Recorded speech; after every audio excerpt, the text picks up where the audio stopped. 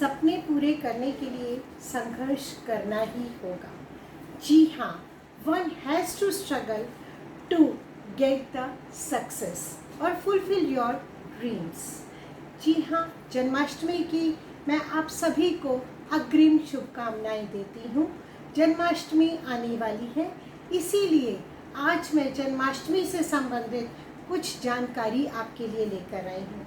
कृष्ण जन्माष्टमी जो है, इसको हम संतान प्राप्ति के लिए विशेष रूप से महत्वपूर्ण मानते हैं। इसीलिए आज मैं डॉक्टर ज्योति माथुर आप सभी के लिए कुछ ऐसे उपाय लेकर आई हूँ जिनको जन्माष्टमी के दिन करने से आप संतान प्राप्ति का सुख अवश्य प्राप्त कर पाएंगे। और आज ये वीडियो मैं इसीलिए बना रही हूँ ताकि आप 2 दिन 3 दिन पहले से अपनी तैयारी कर सकें। जो सामान आपको चाहिए आप उसको जुटा सकते हैं और अपनी पूरी तैयारी भी कर सकते हैं। सबसे पहले जन्माष्टमी के दिन जो संतान प्राप्ति के लिए कहा जाता है वो ये कहा जाता है कि आप लड्डू गोपाल जी की स्थापना कीजिए और लड्डू गोपाल जी की स्थापना करने के साथ ही साथ संतान गोपाल मंत्र का भी जाप कीजिए। संतान गोपाल मंत्र क्या है? ओम देवकी सुत गोविंद वासुदेव जगतपते। ओम देवकी सुत गोविंद वासुदेव जगतपते देहि मे तन्यम कृष्ण त्वमाम्यहं शरणं गतः। देहि मे तन्यम कृष्ण त्वमाम्यहं शरणं गतः। इस तरह से इस मंत्र का आप एक माला कीजिए, फिर देखिए कृष्ण भगवान प्रसन्न होकर किस तरह से आपकी गोद भर देंगे। इसी के साथ ही साथ शाम के समय लड्डू गोपाल जी को चांदी के या पीले रंग के, पीतल का संभव हो सके तो भी आप ले सकते हैं, या पीले रंग के झूले में उनको झुलाइए और उसी के साथ ही साथ दूध, मक्खन, मिश्री का भोग लगा करके एक माला कीजिए।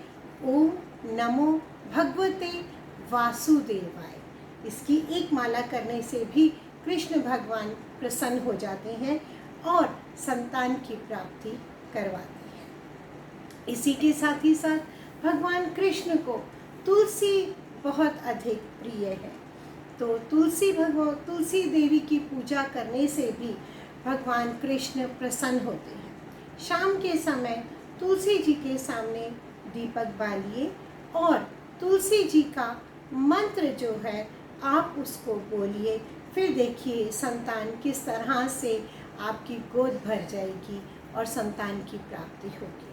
तुलसी जी का मंत्र है ओम नमो देवी तुलसी सुखदायिके श्रद्धा अंजलिम पृच्छमि। पति आयु वृद्धि के सौभाग्यम संतति देवी। धनम धान्यम च मे सदा आरोग्यम। शोकम शमनम कुरु मे माधव प्रिय। पूतना भय संता साध्य क्षेत्र च यथा हरि।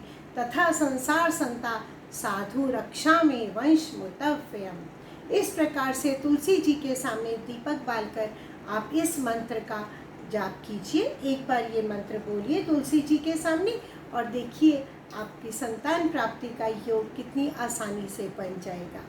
इसी के साथ ही साथ गुरु को यानी कि बृहस्पति देव को भी संतान का कारक माना गया है। अगर हम बृहस्पति देव की पूजा करते हैं जन्माष्टमी के दिन, विशेष तौर पर मैं बता रही हूँ आपको, अगर हम जन्माष्टमी के दिन बृहस्पति देव की पूजा करते हैं, ओम ब्रह्म बृहस्पतये नमः की एक माला का जाप करें, पीली चने की दाल, पीले रंग के फूल और हल्दी कान्हा जी को चढ़ाइए।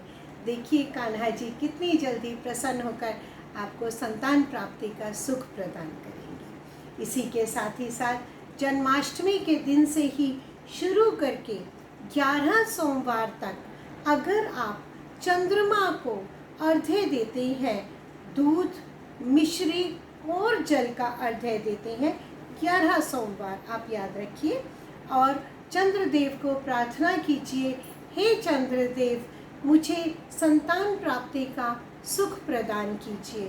तो चंद्रदेव प्रसन्न होकर के संतान प्राप्ति का आपको सुख प्रदान करेंगे। चंद्रमा मन का भी कारक होता है और चंद्रमा माता का भी कारक होता है। इसीलिए चंद्रदेव की प्रार्थना बहुत इम्पॉर्टेंट और महत्वपूर्ण मानी जाती है। इसी के साथ ही साथ अगर आपको अपनी जन्म पत्री में हॉरोस्कोप में दिखाई देता है कि आपके हॉरोस्कोप में 5th हाउस और 11th हाउस जो अलाइंड है उसके अंदर राहु केतु का एक्सेस बन रहा है, या राहु 11th हाउस में है, केतु 5th हाउस में है, या राहु 5th हाउस में है और केतु 11th हाउस में है, दोनों ही कंडीशंस में संतान प्राप्ति में थोड़ी सी कठिनाई होती है। ऐसी कंडीशंस में आपको जन्माष्टमी के दिन नाग और नागिन का चांदी का एक जोड़ा लीजिए और नागिन नागिन के ऊपर दूध चढ़ाइए, थोड़ी सी हल्दी चढ़ाइए और भगवान कृष्ण की प्रार्थना करते हुए नाग नागिन का ये जोड़ा किसी भी बहते हुए जल में प्रवाहित कर दीजिए। नदी में बहते हुए पानी में प्रवाहित कीजिए। देखिए भगवान कृष्ण कितनी जल्दी प्रसन्न होकर के राहु केतु की इस बाधा को भी दूर कर देंगे। इसी के साथ ही साथ अगर शनि किसी तरह से बाधक आपको समझ में आती हैं तो भी हम शनि देव का उपाय जन्माष्टमी के दिन कर सकते हैं। जिस समय कृष्ण जी का जन्म हो रहा होता है उस समय में 11 तिल और 1 नारियल लेकर के अगर हम मंदिर में जाके दान करते हैं तो भी भगवान कृष्ण जो है वो शनि देव की बाधा को दूर करके संतान प्राप्ति का योग बन जाता है।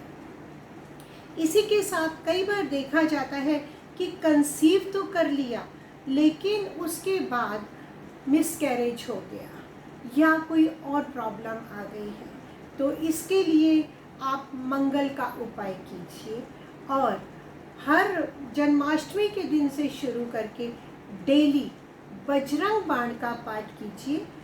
ट्यूसडे और सैटरडे को बजरंग बाण 11 बार पढ़िए। तो अब देखिए कितनी जल्दी आपको मिसकैरेज जो हो रहा है, हो सकता है 2 बार 3 बार या 1 बार भी मिसकैरेज हुआ होगा, तो उससे आपको निजात मिल जाएगी और आप सुखी जीवन अपना बिता पाएंगे, संतान प्राप्ति का सुख आप प्राप्त कर पाएंगे। तो इसी तरह से मैंने आपको कुछ ये उपाय बताए हैं। उम्मीद करती हूँ जन्माष्टमी आने तक आप इन उपायों को अच्छी तरह से कर पाएंगे। इनमें से जो भी उपाय आप सरलता से सुगमता से कर पाएँ आप उस उपाय को कीजिए और संतान सुख का लाभ उठाइए। तब तक के लिए आप सभी के लिए दिव्य ऊर्जा के साथ में शक्ति, शांति और सफलता की कामना करते हुए आप सभी को बहुत बहुत धन्यवाद। Thank you so much. Thank you.